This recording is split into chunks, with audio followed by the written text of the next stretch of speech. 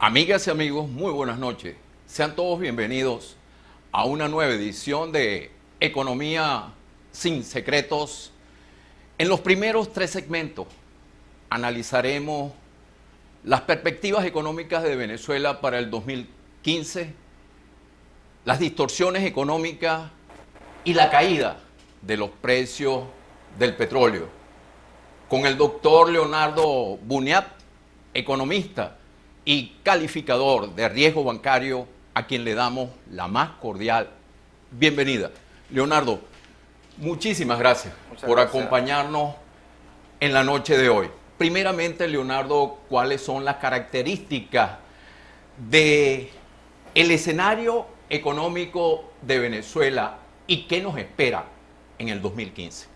Bueno, Arnaldo, muchísimas gracias ante todo infinitamente por la invitación a tu programa Economía con Secreto. No, sin secretos. Ah, perdón, sin secreto porque es sin censura.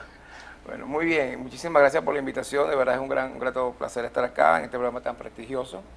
Y ciertamente, fíjate que cuando hablamos de la economía venezolana, y eso es para todo conocido, estamos hablando de que tenemos una economía monoproductora, monoexportadora y monodependiente de la actividad petrolera. Así que es muy importante qué ocurre en el entorno económico global, fundamentalmente lo que ocurre en el mercado petrolero internacional, para ya comenzar a hacernos una idea de lo que va a pasar el próximo año 2015. Por todo conocido que los precios del petróleo han caído vertiginosamente desde el 14 de julio del año 2014, tenemos una caída de casi 33%, una caída que va de los 104 dólares de barril para la canasta venezolana a 76 aproximadamente al cierre de la última jornada, y esto significa que cada dólar, y cuidado con esto, cada dólar que cae el precio del petróleo puede significar entre 600 a 650 millones de dólares menos. Es decir, si el petróleo... Al año. Si el petróleo al año se estabiliza el próximo año en una banda entre 75 y 80, podemos tener fácilmente 12, 13, 14 mil millones de dólares menos que contabilizar en la balanza de pago. La actividad comercial, financiera, bancaria, económica en general es un reflejo del país. Y ella crece y se desarrolla tanto cuanto crezca y se desarrolle la economía. Así que es imposible un canal de televisión como este, que sea suizo, ¿verdad?, en Kosovo, en Chechenia, en Bosnia, en Afganistán. Y si las cosas no marchan bien en Venezuela, pues tampoco en Venezuela. Así que es muy importante, en primer lugar, entender por qué están cayendo los precios del petróleo, pero más allá de eso, porque es una verdadera tormenta perfecta que está ocurriendo en el mercado petrolero internacional. Más allá de eso, la gran pregunta es cuánto tiempo va a durar la tormenta, cuán severa será la tormenta y cuándo se va a disipar. En otras palabras, cuándo los precios del petróleo podrán recuperar los niveles observados en los últimos 36 meses. Explícanos entonces por qué se derrumbaron los precios del petróleo y cómo impacta esta caída a la economía venezolana. El año 2012, 2013, buena parte del año 2014 se caracterizó por lo que se llama un desequilibrio en los fundamentales que rigen el mercado petrolero. Y eso no es otra cosa que un exceso de oferta de petróleo sobre la demanda petrolera mundial. Y eso venía ocurriendo, sin embargo los precios estaban muy altos.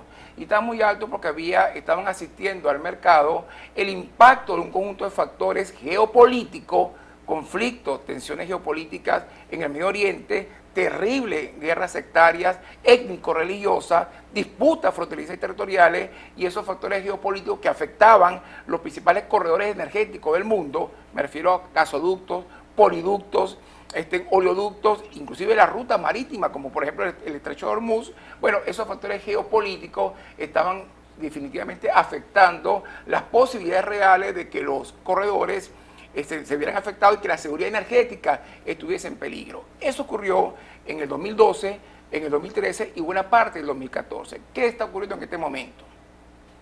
Hay 3 vectores, 3 grandes vectores mundiales que se han unido, casi en una suerte de complot, ¿verdad?, para producir una caída vertiginosa en el precio del petróleo. En primer lugar, estamos hablando de la sobreoferta de crudo, producido básicamente por los crudos no convencionales que produce Estados Unidos. Estamos hablando que Estados Unidos, después de ser el principal consumidor e importador de petróleo, se convierte en el año 2014 en el primer productor de gas. Y en el próximo año 2015 Posiblemente en 2016 veremos sorpresa en el primer productor mundial de petróleo. De ser el principal consumidor e importador, ahora el principal productor de crudo. Esta sobreoferta se ha unido a una caída, a una ralentización, a un debilitamiento de la demanda petrolera producto del enfriamiento de la economía mundial. En este momento, desafortunadamente hay que decirlo, lo único alentador es el crecimiento de la economía de los Estados Unidos. ¿Por qué razón? Porque Europa en este momento nos acaba de anunciar un frenazo. Europa acaba de anunciar casi oficialmente el inicio de la tercera fase recesiva. El ciclo vicioso de la recesión no abandona a Europa. Esto es un subcontinente, como tú sabes, Europa Occidental, es una región, para no meter Europa Oriental, esto es una subregión que lamentablemente tiene el 15% de la población mundial, el 21% del Producto Interno Bruto, pero gasta el 50% del gasto social que se ejecuta en el mundo. Obviamente esto es insostenible. Disculpa, a esta recesión en Europa se une la emergencia ya declarada por los países emergentes, los famosos BRIC, Brasil, Rusia, China, India, después de la euforia de crecimiento en los años 2010, 2011 y años anteriores, responsables, por cierto, del 75% de la tasa de crecimiento de la economía mundial, estos países emergentes que fueron convocados, invitados por el planeta para que nos ayudaran a salir del marasmo de la crisis del año 2008, la crisis financiera de la superhipoteca, el subprime. Bueno, ahora estos países emergentes se han declarado en emergencia. Entonces, debilitamiento de la demanda de China y el sudeste asiático, más debilitamiento de la demanda europea, significa menos factura petrolera. Por lo tanto, exceso de oferta con caída en la demanda y la peor de todas las noticias, atenuación de los factores de riesgo geopolítico en el Medio Oriente, han producido una caída vertiginosa en el precio del petróleo. Leonardo, tengo que hacer una pausa. Vamos a dejar una pregunta en el aire porque me hablaste de complot y el gobierno de Venezuela está acusando a los Estados Unidos de generar intencionalmente la caída de los precios del petróleo. Desarrollamos este tema cuando vengamos de una pausa comercial. Tengo que cumplir con nuestra primera pausa comercial. Al retorno seguiremos conversando con el doctor Leonardo Buniac, economista y calificador de riesgo bancario.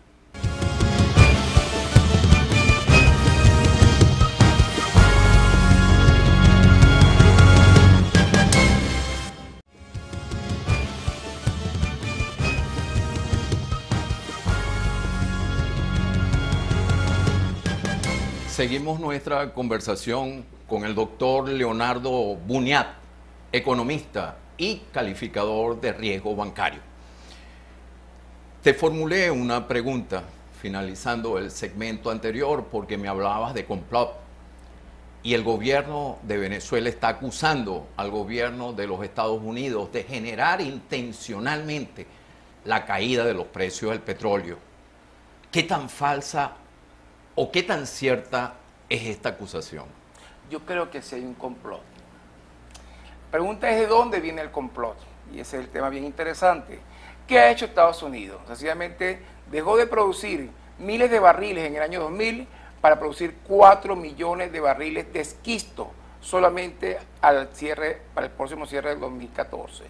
Si a eso le sumamos crudos convencionales, biocombustibles, líquidos de gas natural y otros condensados, hoy Estados Unidos produce 12.6 millones de barriles de petróleo, ya prácticamente desplazando a Arabia Saudita y a la Federación Rusa del mercado, del primer lugar y segundo lugar del mercado petrolero internacional.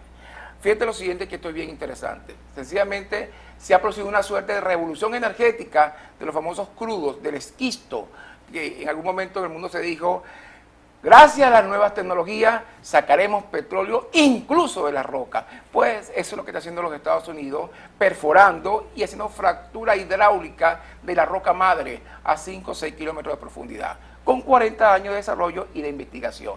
Eso es lo que está pasando. Pero eso se une a una caída en la demanda y además se une a una atenuación de los factores de riesgo geopolítico que inciden indudablemente en la seguridad energética global. Recuerda que los mercados de petróleo exigen seguridad en el suministro más precio razonable. Ahora, ¿de dónde viene realmente el complot? Bueno, yo creo que tenemos que hacer una pregunta primero. ¿Cómo está reaccionando Arabia Saudita, nuestro socio de la OPEP, el mayor líder de la OPEP con un 30% de la cuota de la OPEP y un 13% de la cuota global mundial de crudo? ¿Cómo reacciona Arabia Saudita frente a esto?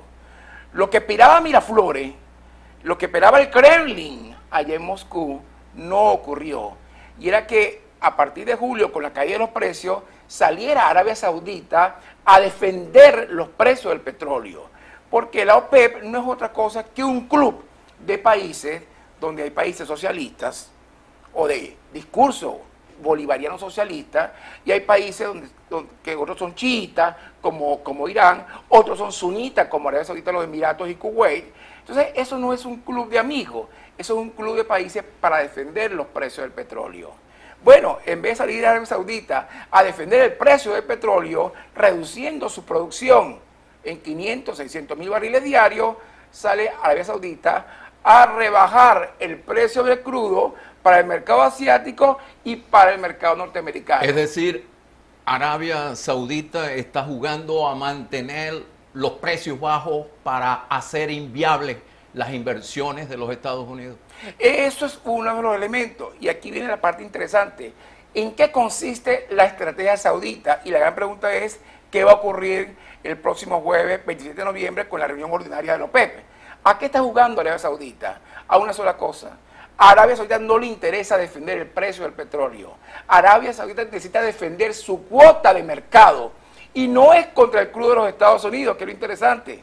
No es contra el crudo, porque ya el mercado norteamericano, producto del aumento de la producción y la eficiencia en el consumo, el mercado norteamericano, la demanda de crudo norteamericana alcanzó un techo. ¿Un techo contra quién? Contra los crudos extranjeros importados del Golfo Pérsico. La gran amenaza para Arabia Saudita se llama Rusia. ¿Por qué? Porque Rusia, a raíz de las sanciones económicas por la anexión de Crimea y todo lo que está ocurriendo con las milicias prorrusas en el este de Ucrania, lo que se llama la Novorrusia, a raíz de esto, Rusia comenzó a reorientar, a hacer una suerte de realineamiento estratégico de su colocación de crudo hacia China. Está terminando la segunda etapa del ESPO, que no es otra cosa que el Siberia Océano Pacífico, un gran oleoducto, un gran gasoducto con el cual ha firmado un acuerdo de 300 mil millones de dólares para 30 años exportar 38 mil millones de metros cúbicos de gas natural, más 200 y pico mil toneladas de crudo, de petróleo. Obviamente lo que hace entonces Arabia Saudita, ¿qué es? Es intentar conquistar mercados perdidos, defender mercados actuales y conquistar nuevos mercados. El objetivo de Arabia Saudita ya no es la conquista del mercado norteamericano, no. Hoy exporta menos del 10% a Estados Unidos y se ha concentrado Arabia Saudita en defender lo que considera hoy su mercado objetivo. En otras palabras, Rusia. Y al mismo tiempo, si me permites un segundo, la doble estrategia es, uno, defender mercado, no precio. Defender mercado hoy, para más adelante ganar con el precio. Pero segundo, derrotar a un rival político que se llama Rusia e Irán. Y tercero, indudablemente, bajar los precios para afectar los crudos no convencionales norteamericanos, porque tienen digamos que ellos tienen un piso bajo el cual no son rentables producir. La OPEP desde hace mucho tiempo no controla la oferta petrolera mundial. No lo hace. Ya Noruega, que era un país que solía consultar y hablar con la OPEP en el manejo de precios, ya Noruega no lo hace. El nuevo país referente en el manejo del crudo a nivel mundial será los Estados Unidos. Entonces, la estrategia saudita, hasta el momento, no ha sido defender el precio, al contrario. En el mes de septiembre, Arabia Saudita, que hoy produce 9,7 millones de barriles diarios, produjo 100.000 más. Y la OPEP en conjunto, y Maduro no lo ha dicho, 400.000 barriles adicionales solamente en el mes de septiembre. Por esa razón se espera muy poco de la reunión del 27 de noviembre. Explícanos algo. El fortalecimiento del dólar, ¿qué relación tiene con la caída del precio del petróleo y con la caída del precio del oro? Desarrollamos este tema cuando vengamos de una pausa comercial. Tengo que cumplir con nuestra segunda pausa comercial. Al retorno seguiremos conversando con el doctor Leonardo Buniat, economista y calificador de riesgo bancario.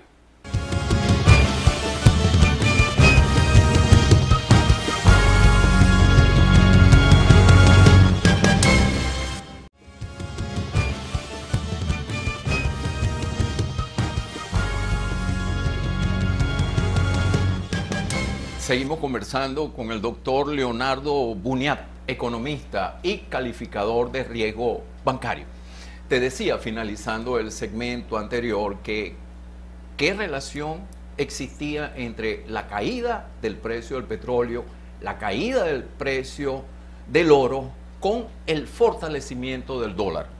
Aparte del exceso de oferta, caída en la demanda y atenuación de los factores geopolíticos, un cuarto elemento que explica la caída en el precio del petróleo ciertamente es el fortalecimiento del dólar. ¿Que contra quién? Contra el euro y contra el rublo. El euro obviamente se debilita buscando competitividad del sector empresarial, de la industria, de la productividad europea, y el rublo se deteriora por razones asociadas indiscutiblemente a un problema de pérdida de eficiencia en la gestión fiscal del gobierno ruso. Ahora, indiscutiblemente, en la medida que se fortalezca más el dólar, el precio del petróleo no se va a recuperar. Lo mismo ocurre exactamente con el precio del oro. Ahora, lo interesante de esta película es cómo esta caída en los precios del petróleo, este fortalecimiento del dólar, que es equivalente a la caída en los precios del petróleo, va a estar afectando en el futuro inmediato la economía venezolana. Y aquí la cosa se pone muy interesante, porque al cierre del año 2012, este país contabilizó en balanza de pago 97.000 millones de dólares de ingresos, de lo cual el 96%, para que sepa, es petróleo.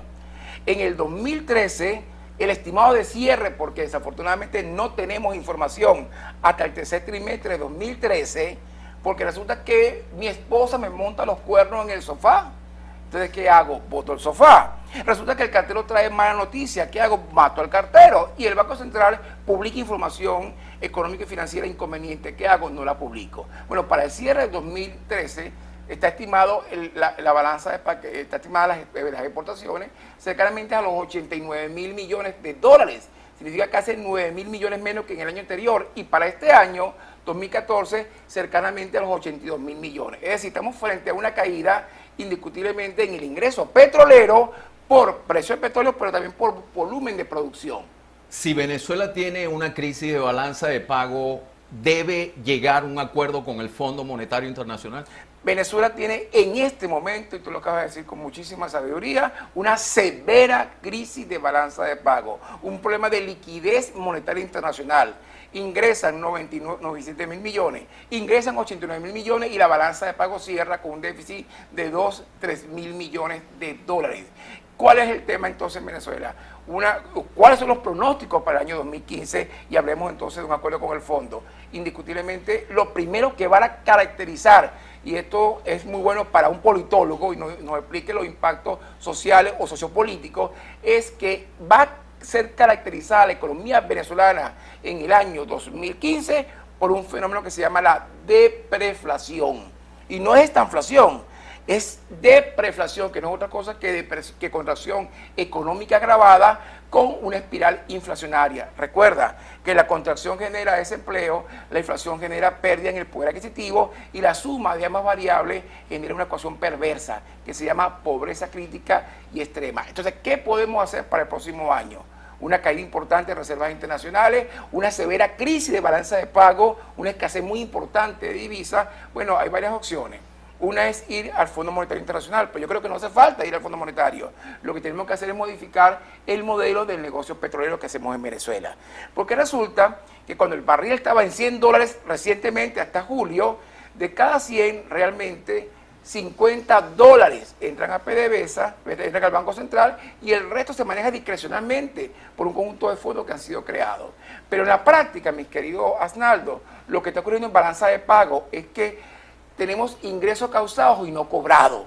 Unos ingresan producto del repago que hace, por ejemplo, los Estados Unidos, que paga el petróleo que compra, pero otra parte de ese petróleo, un poco más de la mitad, se reparte entre pagarle a China y la otra mitad se utiliza para Petrocaribe. De lo que va a Petrocaribe, la mitad a 23 años y la otra mitad a descuento y se paga 90 días con especies. Ante la caída del precio del petróleo, ¿debe Venezuela mantenerse en el convenio con Petrocaribe? Yo creo que no. Yo creo que más allá de la caída del precio del petróleo, esta economía todavía puede funcionar en el año 2015. Ahora tenemos que hacer una devaluación. Una devaluación para resolver el problema fiscal, porque tenemos hoy un déficit de 17 puntos del Producto Interno Bruto. Entonces, devaluar por sí solo no tendrá efecto positivo. Imposible. Tiene que ser una suerte de plan de estabilización macroeconómica acompañada con reformas estructurales que permitan el crecimiento sostenido, no inflacionario. Explícale a los televidentes en qué consiste la titularización de la deuda con Petrocaribe. Bueno, básicamente estamos hablando de que usted, de cada $100 que vende, estamos hablando que la mitad se paga a 23 años, con 2 años de gracia y al 2% de interés. Y la otra mitad, usted la está cobrando a descuento, usted lo vende a descuento, se paga en 90 días y no recibe cash. ¿Qué recibe usted? Usted recibe frijoles, usted recibe carne, usted recibe arroz, y resulta entonces al final de la historia que el pabellón criollo, nuestro pabellón criollo, se hace o se cocina con carne nicaragüense, con arroz de Guyana, con plátano de Ecuador, etcétera. El modelo económico de Chávez y Maduro con precios bajos del petróleo está condenado al fracaso. Totalmente, es absolutamente inviable. Absolutamente inviable. Lo grave de la película, y allí tendrás oportunidad de hablar con expertos en el ámbito de la materia sociopolítica, es que gobierna el modelo económico venezolano. El discurso técnico económico está subordinado al discurso político y no gobierna, lamentablemente, una suerte de necrofilia ideológica. Y se entiende conceptualmente como necrofilia ideológica el amor desenfrenado y apasionado por ideas muertas. Ya para finalizar contigo, ¿cómo salir de esta crisis? ¿Y en cuánto tiempo podemos estabilizar un país como Venezuela? Yo creo que un país tiene hoy la mayor reserva del mundo, 297 mil millones de barriles de petróleo solamente recuperable en la faja, con un enorme potencial. Aquí lo importante, mi estimado Arnaldo, es crear las condiciones para que la economía venezolana regrese a su real potencial de crecimiento. Y eso solamente se puede hacer privilegiando la actividad productiva privada, que es generadora de empleo y crecimiento económico. Y por supuesto, creando la atmósfera jurídica, reglamentaria, para que esta actividad privada se desarrolle. Gracias, Leonardo, Arnaldo, por tu participación un gran placer en el programa. En los próximos 3 segmentos estaremos conversando con el doctor John Magdaleno, politólogo y profesor universitario. Ya regresamos.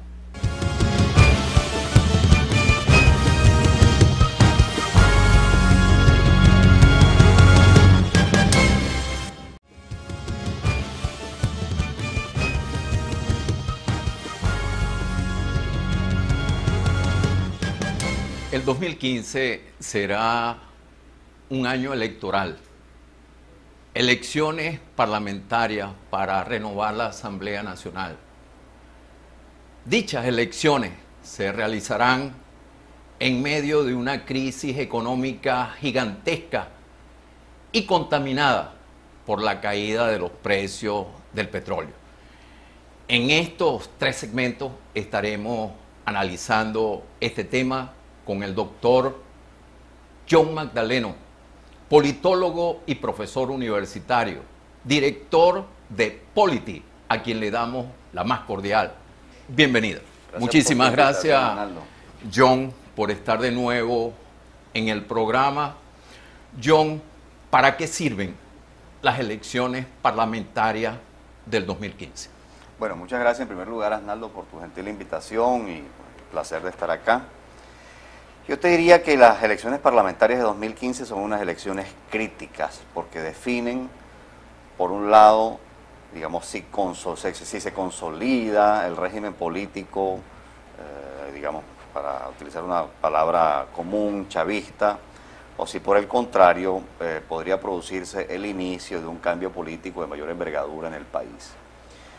Y la razón es muy sencilla: si el chavismo mantiene una mayoría simple al menos en el Parlamento, por supuesto la posibilidad de que, por un lado, cambie la dinámica parlamentaria y por otro lado, que se puedan reformar algunas leyes o se puedan, digamos, aprobar algunas otras en una dirección distinta es, digamos, muy precaria. Si por el contrario la oposición obtiene una mayoría simple, la posibilidad de que se inicie este cambio del que estamos hablando es mucho mayor. Y ello depende ciertamente de un conjunto de condicionantes. Uno, tú lo has mencionado ya, la situación económico-financiera del país no es favorable para el gobierno. Eso equivale a una reducción del margen de maniobra del gobierno en términos de la inversión social, que ha sido, digamos, su gran palanca para conquistar y retener una parte de los apoyos políticos que ha tenido a lo largo de 14 años. El otro factor condicionante es el fallecimiento del presidente Chávez. Hay diversos indicadores que sugieren y hasta pueden probar con bastante contundencia una caída sistemática de los respaldos del gobierno, del chavismo, y en general el clima de opinión ha venido siendo crecientemente negativo como consecuencia de estos dos factores. Una situación, digamos, ciertamente grave en lo económico-financiero, un deterioro de las condiciones socioeconómicas de los venezolanos, entre otras cosas gracias, vamos, a una altísima tasa de inflación. Este año muy probablemente la tasa de inflación cierre en alrededor del 75%. Eso equivale a que estamos en presencia de la tercera tasa de inflación más elevada en la historia del país desde el año 58. Y por supuesto estamos hablando incluso desde el año pasado hasta esta fecha, 2013 y 2014, de la tasa de inflación más elevada en el mundo. Una tasa de inflación elevada equivale naturalmente a una pérdida de poder adquisitivo que se traduce ulteriormente en un incremento de la pobreza. Ya el propio INE reconoce en sus dos informes del año pasado, de 2013, un crecimiento de la pobreza, originalmente en el primer semestre del año pasado al 34%, y luego la pobreza por hogares, y luego se estabiliza en 32%, y si contabiliza la pobreza por persona, repito, de acuerdo a datos del INE, eso estaba en alrededor de un tercio simultáneamente. Es decir que una circunstancia de creciente deterioro de las condiciones socioeconómicas sí tiene una traducción sociopolítica inmediata. ¿Cuál es esa traducción? Bueno, un porcentaje muy elevado de entrevistados que evalúan como negativa la situación del país. Estamos hablando de 80% del país que la evalúa como negativa. Estamos hablando de un 83% que evalúa como negativa la situación económica del país. ¿Esa valoración incluye al pueblo chavista?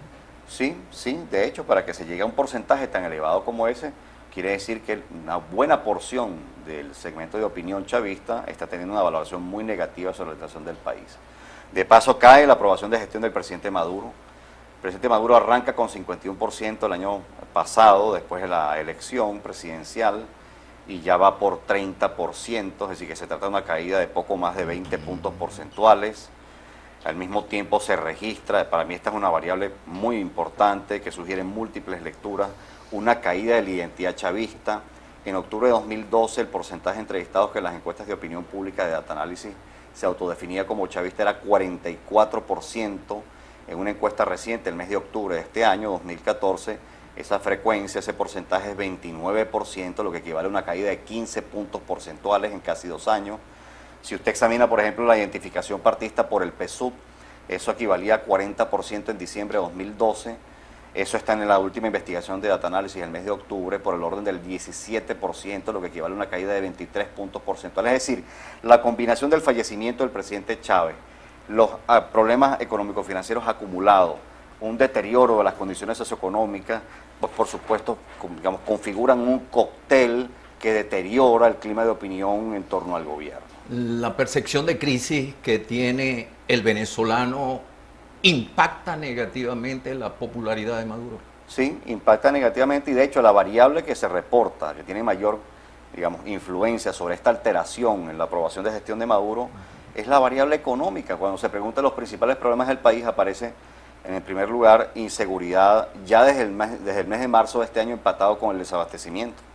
Es decir, ambos, en términos de la frecuencia que obtienen, están en el primer lugar de las prioridades de los venezolanos.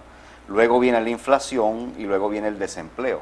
Si tú sumas las frecuencias acumuladas de, por un lado, desabastecimiento, por otro lado, inflación y por otro lado, desempleo, esa frecuencia acumulada es superior a la que incluso se registra en materia de inseguridad personal, de forma tal que la variable económica, la situación económica es sin duda la que más está impactando a la imagen del gobierno y del presidente. En precarias condiciones, entonces, acudirá el chavismo a las elecciones parlamentarias del 2015.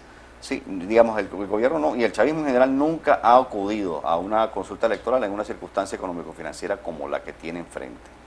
Y eso, por supuesto, pone en riesgo, equivale a una amenaza real de que el chavismo pueda perder las elecciones parlamentarias. Para decirlo de forma pedagógica, si teniendo los números de las encuestas de opinión pública de hoy, intentáramos hacer un pronóstico que por supuesto no puede ser lineal hasta el año que viene, pero si intentáramos decir, si las parlamentarias se celebraran hoy, sin duda alguna la oposición obtendría mayoría simple. Entonces, claro que hay una amenaza real, vamos, sobre el proyecto político chavista en el corto plazo, claro que hay una amenaza real por la posibilidad de que pierda mayoría simple, y en el caso de que eso ocurra, por supuesto, cambia la dinámica parlamentaria. Ciertamente no se pueden destituir titulares de los otros poderes públicos, pero cambia la dinámica parlamentaria.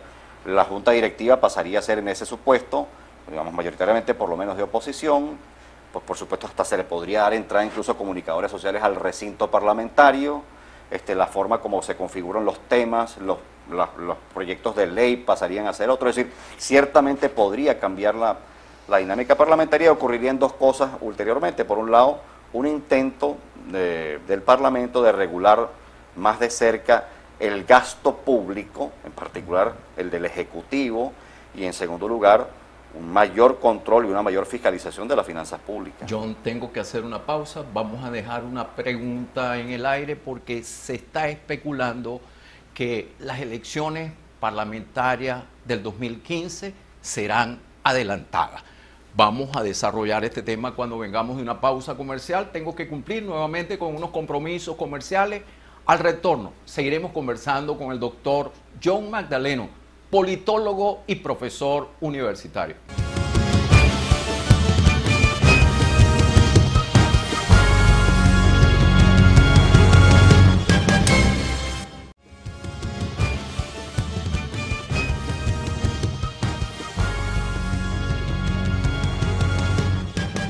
Seguimos conversando con el doctor John Magdaleno, politólogo y profesor universitario. Se está especulando, John, que las elecciones parlamentarias del 2015 serán adelantadas. ¿Qué sabes tú de esto? Bueno, eso es una incertidumbre crítica, es decir, cuándo se van a celebrar las elecciones depende esencialmente de la capacidad financiera del Estado, del gobierno, para mantener al menos la inversión social, en la idea de que el actual clima de opinión, que es muy negativo para el gobierno y para el chavismo, tendría que ser revertido para encarar esa consulta. Entonces, claro está, un escenario es que se adelanten, teniendo en mente, por ejemplo, la idea de implementar un programa de ajuste macroeconómico tan pronto se celebren las parlamentarias, o por el contrario, implementar tempranamente el año que viene, digamos, entre los meses de febrero y marzo, a más tardar, el conjunto de medidas que se requerirían para, digamos, estabilizar la economía, el caso en el cual las parlamentarias se celebrarían o bien a final del año 2015 o, digamos, en un extremo mayor a principios del año 2016, lo cual efectivamente constituiría una violación de lo que establece la propia Constitución. Pero el punto central de cómo el gobierno puede llegar a tomar, y el chavismo en general puede llegar a tomar esta decisión, depende esencialmente de su capacidad financiera para seguir sosteniendo el gasto social, para mantener la inversión social, que es lo que le permitiría en última instancia revertir el clima de opinión. Porque ¿cuál ha sido la lógica básica del sistema político chavista que se inaugura desde el año 99? Tan pronto aumentan los precios del petróleo, eso vuelve posible financiar una política social que le garantiza al presidente Chávez no solo el mejoramiento de su imagen entre los años 2001 y 2003, después de esa crisis que se produjo en esos 3 años, a partir de 2003 es que empieza a mejorar la imagen y el nivel de aprobación de la gestión del presidente, que está directamente asociado tanto al gasto público como al aumento del salario mínimo, a las homologaciones de pensiones y fundamentalmente a la creación de las misiones. Es decir, es esa lógica, esa economía política la que le permite al gobierno básicamente construir una mayoría que efectivamente retiene durante la mayor parte del periodo hasta el año 2012. Pero claro está, en una circunstancia en donde ya los precios del petróleo no crecen de forma vertiginosa, como en efecto ocurre entre los años 2002 y 2008, luego se produce un descenso del precio promedio de exportación del crudo venezolano, se recupera en 2009, sube en 2010, sigue subiendo en 2011, en 2012 se mantiene cerca de $100 en promedio, en 2013 también una ligera caída que lleva el precio promedio de 99.49, es decir, esa es una circunstancia muy distinta, un país muy distinto al que tiene hoy el gobierno frente a sí. ¿Y cómo puede influir los cambios de fecha en los resultados electorales del 2015? Bueno, claro está, si por ejemplo se celebraran las parlamentarias en el primer semestre del año que viene, la hipótesis de trabajo que podría soportar esa decisión es que vendría luego la implementación de un programa de ajuste. El problema de ese escenario, Asnaldo, es que no hay garantía de que la situación, digamos, en términos de opinión pública del chavismo mejore durante el primer semestre del año que viene. Si no se han producido las correcciones que permitirían, digamos, resolver o encarar el problema del desabastecimiento, si no se han tomado las medidas que permitirían reducir la inflación en el corto plazo, es muy poco probable que aún adelantando las parlamentarias eso le ofrezca alguna garantía al chavismo que puede preservar la mayoría parlamentaria. La otra hipótesis también está sujeta a polémica, es decir, si el gobierno tomara las decisiones, las medidas de ajuste a principios del año que viene, requeriría por lo menos, en el mejor de los casos, alrededor de 12 a 18 meses para intentar revertir el clima de opinión. Y no hay garantía tampoco, entre otras cosas, por el impacto sociopolítico que tendrían las medidas, es decir, medidas como una devaluación sea encubierta o no, medidas como una flexibilización del régimen cambiario, medidas como, por ejemplo, el estímulo a la producción que pasa necesariamente por seguir aumentando los precios de bienes y servicios, es decir, todas esas medidas son impopulares. Se ha preguntado en estudios de opinión pública cuán de acuerdo o en desacuerdo están los entrevistados con el aumento del precio de la gasolina. 6 de cada 10 entrevistados están en desacuerdo con la medida. Se ha preguntado también cuán de acuerdo o en desacuerdo están los entrevistados con asumir el costo de las medidas de ajuste que tendría que implementar el gobierno. 6 de cada 10 están en desacuerdo con las medidas. Es decir, es obvio que unas medidas de ajuste de esta naturaleza van a tener un impacto sociopolítico. Así que el gobierno corre riesgos en los dos escenarios, las adelante o las retrase. No tiene garantía alguna de que pueda retener la mayoría parlamentaria, si sea por lo menos mayoría simple. En las elecciones parlamentarias del 2010, recuerdo que la oposición sacó más votos y menos diputados. ¿Qué eventos no previstos podrían presentarse en el 2015? Bueno, es interesante ese punto porque esa afirmación, si me permites, Arnaldo, con mucho afecto, no es exacta. Es decir, los candidatos de la Mesa de la Unidad en el año 2010 sacaron cerca del 47% del total de votos válidos, casi 48% del total de votos válidos. El PPT, que presentó candidatos por su cuenta, sin celebrar una alianza electoral con los candidatos de la Mesa de la Unidad. Pero no fue un producto de las alteraciones ilegales en los circuitos electorales por parte del CNE. Desde luego que las reglas de juego prefiguran la votación, pero lo que intento decir es que en ese caso la oposición representada por la Mesa de la Unidad no obtuvo mayoría electoral. Hubiera sido posible eso si hubiera habido una alianza electoral perfecta entre el PPT, que obtuvo 3%, 3.13 si la memoria no me falla, del total de votos válidos, y la Mesa de la Unidad, que obtuvo casi 48, se hubiera configurado 51% del total de votos válidos y por tanto hubiera tenido mayoría electoral y probablemente hasta mayoría parlamentaria. Pero el caso es que no obtuvo mayoría electoral. Es cierto que eso se intervino por intermedio de lo que se conoce como gerrymandering, es decir, se modifican, digamos, el alcance de los circuitos territorialmente, se agregan, por ejemplo, votantes de otros circuitos, en otros casos se cortan pedazos de votantes de unos circuitos y se le agregan a otros. Eso es una técnica bastante vieja, ciertamente de dudosa, digamos, probidad, pero bastante vieja, que se implementó en los Estados Unidos, que implementó un gobernador de los Estados Unidos concretamente. Incluso la modificación de los circuitos le permitió a ese gobernador precisamente retener mayoría durante algún periodo. Pero es muy importante aclarar que la oposición no obtuvo mayoría electoral en el año 2010. Y lo aclaro, bueno, primero por, digamos, honor a la exactitud técnica, pero también porque comunicar insistentemente que la oposición obtuvo mayoría electoral y que por esa razón solamente no obtuvo mayoría parlamentaria, termina desestimulando al propio electorado opositor. Entonces, en aquel momento en aquella fecha se planteó incluso la posibilidad de que el PPT, que la Mesa de la Unidad evaluara, por lo menos evaluara sostener conversaciones con los entonces dirigentes del PPT, en partido en el que, por cierto, para aquella fecha ya Henry Falcón tenía mucha capacidad de influencia.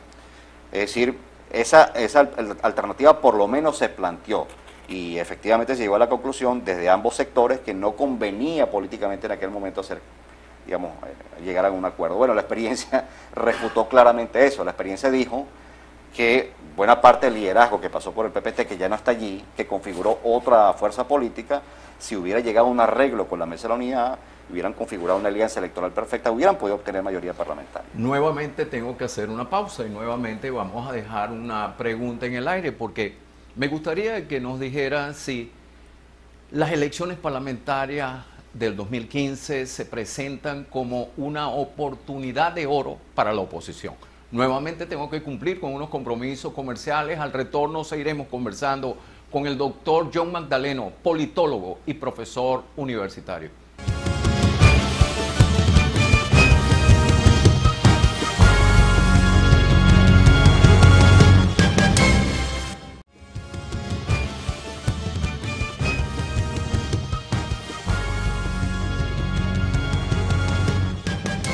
Seguimos nuestra conversación con el doctor John Magdaleno, politólogo y profesor universitario. John, las elecciones parlamentarias del 2015 se presentan como una oportunidad de oro para la oposición. Sin duda, Naldo, sin duda. Es la primera oportunidad en 11 años. Siempre y cuando vayan unidos. Sí, no, desde luego. Esa es la precondición de partida, sin duda. Pero es la oportunidad, es una oportunidad que no se presenta en 11 años. Es decir, este cuadro socioeconómico de deterioro de las condiciones de los venezolanos, de su ingreso real, de su, digamos, vida cotidiana. Naldo, ¿cuánto tiempo invierte una persona cotidianamente o semanalmente buscando productos de la cesta básica que no consigue? Es decir, claramente hay una suerte de precarización de la vida cotidiana de los venezolanos, sumado a una altísima tasa de inflación que impacta muy severamente, digamos, el poder adquisitivo de los venezolanos. Eso sumado a un clima de opinión que ya tiene unos matices que no se ven, repito, desde hace 11 años, pues por supuesto que configura una oportunidad de oro. ¿Por qué insisto tanto en que un clima de opinión como este no se había visto desde hace 11 años? Por las siguientes comparaciones, Arnaldo. En julio de 2003 se registró el nivel históricamente más bajo de la aprobación de gestión de Chávez. Ese nivel de aprobación fue 30.8% de acuerdo a los estudios de Dataanálisis de la fecha. Si el presidente Maduro ya llegó al 30.2% en una encuesta del mes de octubre, estamos hablando del nivel de aprobación equivalente al que tuvo Chávez en aquella fecha. Pero por otro lado, es en octubre de este año cuando se empieza a producir y se empieza a registrar una brecha entre el porcentaje de entrevistados que se autodefine como de oposición, que llegó a ser ya del 38%, en contraste con los que se autodefinen como chavistas, que llegó a ser 29%. Es decir, hace años que los opositores no eran, digamos, los que se autodefinen como opositores en las encuestas no eran cuantitativamente superiores a los chavistas por un periodo tan prolongado como se ha registrado desde mayo de este año. Es decir, dos indicaciones muy concretas de que el chavismo está encarando una situación de opinión pública comprometida, compleja, difícil, hay un deterioro creciente de sus respaldos políticos, hay una pérdida de encanto, hay una pérdida del atractivo del proyecto político chavista. Y se manifestó el pasado domingo, bueno, 23 claro, de noviembre, pues en las claro, elecciones internas del partido de gobierno. Pues claro que, digamos, sería un episodio para un análisis menor si fuese la primera vez que se registra en el año, pero es la segunda consulta interna que realiza el partido y que efectivamente registra números muy bajos, incluso números inferiores a la primera consulta. Uno puede entender que tratándose de una consulta interna, como los niveles de participación no son tan elevados como los que suelen ocurrir, por ejemplo, en consultas electorales, ¿no? Ya cuando hay postulaciones hechas tiempo atrás. Uno puede entender que, bueno, dado que incluso se estaban eligiendo en esta oportunidad líderes locales, comunales propiamente, eso quizá no es un incentivo suficiente para movilizar a buena parte de la militancia chavista.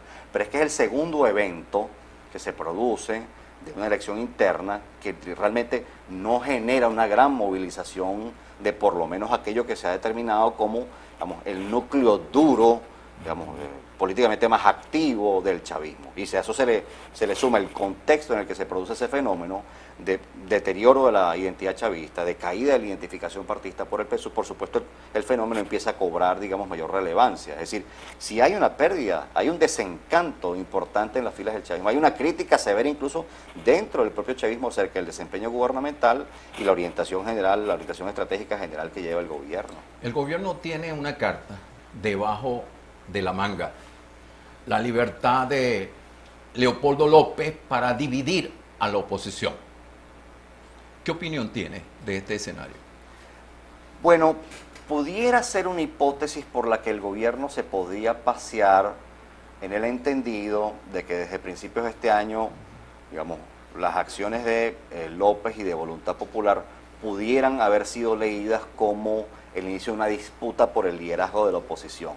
Y en ese sentido, en la dirección de tu planteamiento, uno pudiera pensar, de vuelta, digamos, en tono hipotético, que el gobierno estaría midiendo el tiempo para, digamos, decidir la liberación de López de forma tal de reavivar ese conflicto interno o esa disputa latente, si se quiere, que hubo entre básicamente Capriles por un lado y López por otro.